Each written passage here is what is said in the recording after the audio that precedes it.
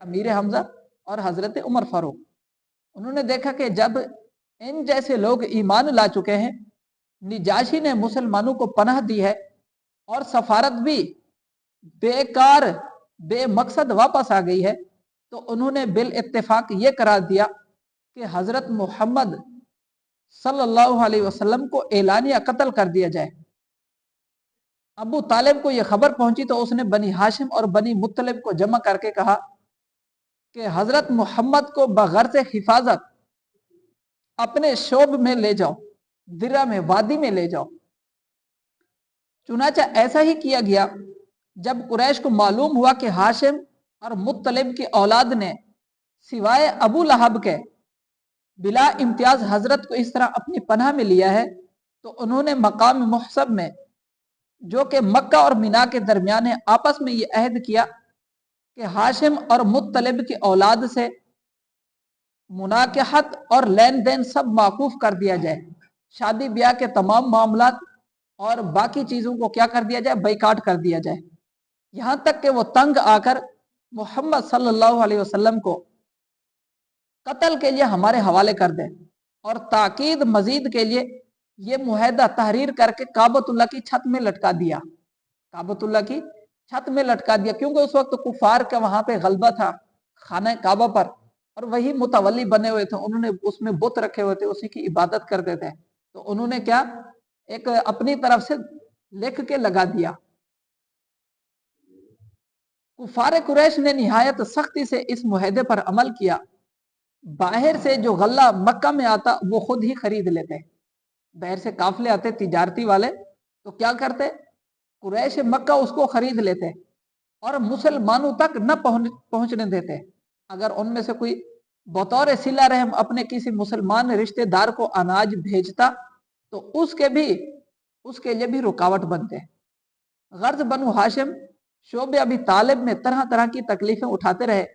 ابو طالب کا یہ معمول تھا کہ جب لوگ سو جاتے تو آن حضرت صلی اللہ علیہ وسلم کو بغرض حفاظت آپ کے بستر سے اٹھاتا تاکہ دوسرے بستر پر جا لیٹے، اور آپ کے بستر پر اپنے کسی بیٹے یا بھائی کو لٹاتا۔ حضرت ابو طالب ایسے سمجھے حضور صلی اللہ علیہ وسلم کی حفاظت پر تھے۔ صحیح بخاری اور مسلم میں ہے کہ حضرت عباس رضی اللہ عنہ نے رسول اللہ صلی اللہ علیہ وسلم سے عرض کیا کہ ابو طالب آپ کی مراعات اور مدد کیا کرتا تھا اور آپ کے لیے ناراض ہوا کرتا تھا، کیا یہ عمل اس کو فائدہ دے گا؟ آپ نے فرمایا نعم، وجدتہ فی غمرات من النار فاخرجتہ الی دحتاح، ہاں میں نے اسے سارتپا بڑی آگ میں پایا، بس اس کو نکال کر تھوڑی آگ میں کر دیا جو اس کے ٹخنوں تک پہنچی ہے۔ حضرت عباس جو حضور کے چچا ہیں، انہوں نے پوچھا ابو طالب کی وفات کے بعد، یا رسول اللہ ابو طالب آپ کے ساتھ بھلائی ہمدردی حفاظت کرتا تھا، آپ کے اتنا آپ کے ساتھ اچھا سلوک رکھتا، کیا اس کو کوئی فائدہ ہوا؟ نبی پاک نے فرمایا بالکل اس کو فائدہ ہوا ہے، یعنی میں نے اس کو دیکھا ہے، خواب میں دیکھا ہے یا جیسے بھی میں نے اس کو دیکھا ہے کہ بڑی آگ سے نکال کر اس کو کم آگ میں کر دیا ہے جو آگ اس کے ٹخنوں تک پہنچی، یعنی عذاب میں تخفیف کر دیا، کمی کر دی ہے۔ اور یہ فرمایا اس کی وفات کے بعد، یہ تو عذاب قبر میں تخفیف ہے، قیامت کو بھی اس کی یہی حالت ہوگی۔ چنانچہ ابو سعید خدری رضی اللہ عنہ سے روایت ہے کہ ابو طالب کا ذکر آیا تو رسول اللہ صلی اللہ علیہ وسلم نے فرمایا لعلہ تنفعہ شفاعتی یوم القیامت فیجعل فی دحتاح من النار یبلغ کعبیہ، مجھے امید ہے قیامت کو میری شفاعت اسے فائدہ دے گی۔ نبی پاک نے فرمایا مجھے امید ہے کہ قیامت کو میری شفاعت اسے فائدہ دے گی، بس اس کو تھوڑی آگ میں کر دیا جائے گا جو اس کے ٹخنوں تک پہنچے گی، جس سے اس کا دماغ جوش کھائے گا۔ بعض علماء نے خلاف احادیث سیاح ابو طالب کا ایمان ثابت کرنے کی کوشش کی ہے، واللہ اعلم عند اللہ۔ جب 3 سال اس طرح گزر گئے کہ قریش نے بائیکاٹ کیے رکھا، اور بائیکاٹ میں باہر سے کھانے پینے کے کوئی بھی سامان آتا تو خود خرید لیتے، انہیں نہیں ملتا تھا، تو ایسے میں سوچیں کہ جو مسلمان صحابہ تھے حضور صلی اللہ علیہ وسلم پر جو لوگ ایمان لا چکے تھے وہ کیسے گزارا کرتے ہوں گے؟ روایتوں میں ہے کہ پتے کھاتے تھے، گھاس پہ گزارا کرتے تھے۔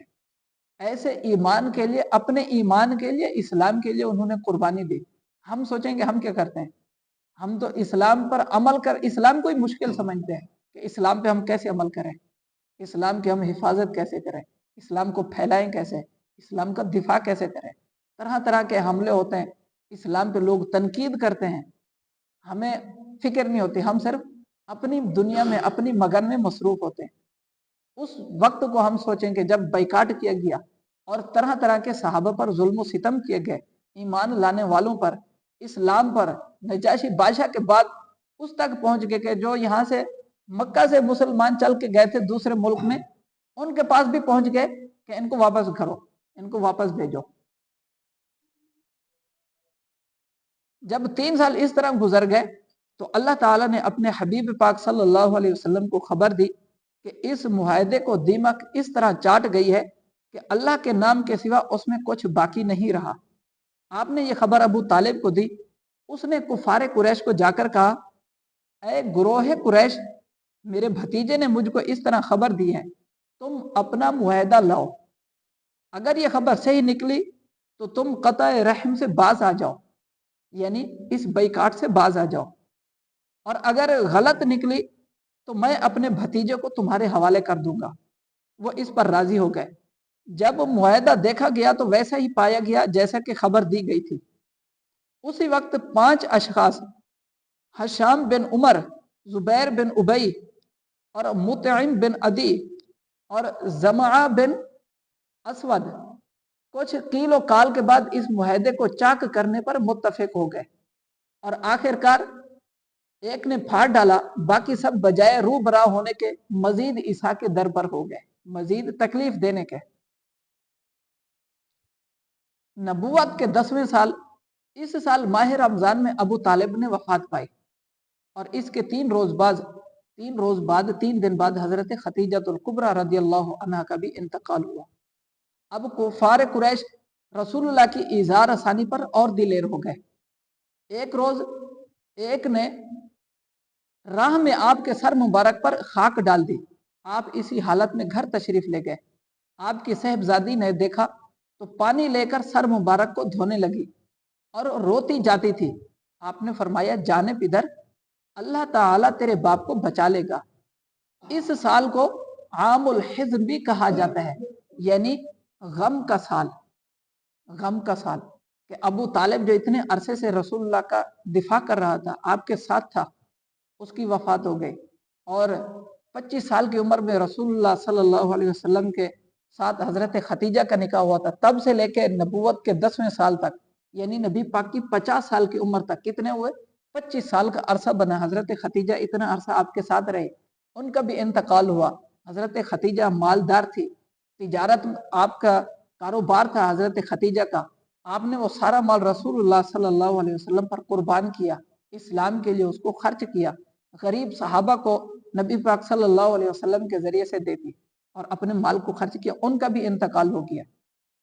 تو اب اس لیے اس سال کو عام الحزن یعنی غم کا سال کہا جاتا ہے۔ اور پھر اس کے ساتھ کفار قریش جو تھے، بتوں کی پوجا کرنے والے، وہ اور دل ہو گئے کہ ابو طالب تو پہلے زندہ تھے اور ان کی قریش میں بڑی شان تھی، مقام و مرتبہ تھا، قبیلے کے وہ سردار تھے قریش کے، وہ بھی خانہ کعبہ کے متولی تھے عبد المطلب کے بعد۔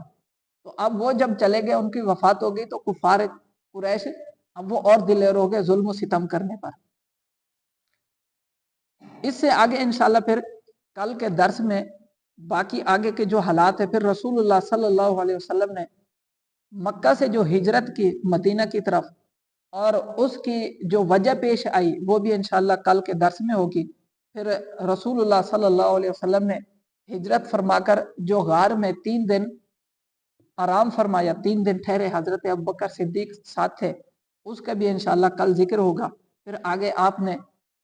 وہ مسجد قباء کی بنیاد رکھی، پھر مدینہ منورہ پہنچے، مسلمان وہاں والے کیسے خوش ہوئے، وہ انشاءاللہ آگے کے درس میں پھر ہوگا۔ اللہ پاک سے دعا ہے آج جو ہمارا درس ہوا اس کو समझ कर अल्लाह पाक हमें अमल की तौफीक अता फरमाए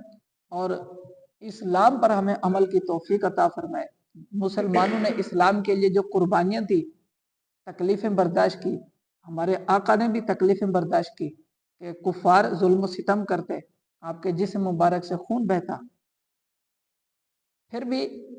आप सल्लल्लाहु अलैहि वसल्लम ने इस्लाम की तबलीग फरमाई और इस्लाम को छोड़ा नहीं। हम आज उस इस्लाम पर अमल भी करें, दूसरों तक पहुंचाएं भी, उसकी सही तालीमात भी पहुंचाएं और उसी इस्लाम का दिफा भी करें कि अगर कोई गैर मुस्लिम इस्लाम पर तनकीद करे, किसी मौजू पर, किसी मसले पर, इस्लाम के किसी शिआर पर, तो हम इस्लाम का दिफा भी करें। अल्लाह पाक हमें अमल की तौफीक अता